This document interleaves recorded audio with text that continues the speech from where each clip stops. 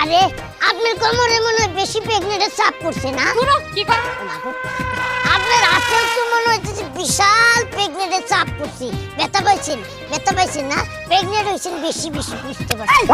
কি কর না কোন বিয়ে হয় নাই কিছু হয় নাই কি আর প্রেগনেন্ট হবো? আমি না একটু আগে প্রেগনেন্ট হয়েছেন। প্রেগনেন্টের জ্বালায় ও মা গো, ও বাবা গো, আর আপনি কোমরে ইসরে প্রেগনেন্ট হয়ে গেছে কোমর। পিচিরা তো হেপি শয়তান। আপু ওটা ধরো। কত বড় সাহস! আমগো ভাই প্রেগনেন্ট।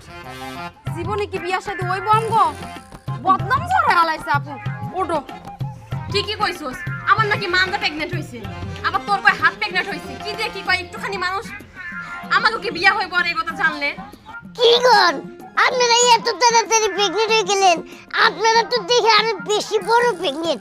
রাস্তাঘাটে কোনেকজনের লগে দেখা হয়েছে, হেরাই মনে করেন যে একটু প্রেগনেন্ট হয়েছে। আপনারা দিয়ে আরো বেশি প্রেগনেন্ট হয়ে গেছেন। আপু এত কথা কর দরকার নাই। ওরে দেড় ফুটটা মাতবর আছে না, ওর কাছে নিয়ে চলো। 12 ফুটটা মাত্র কেন? হ্যাঁ কি প্রেগনেন্ট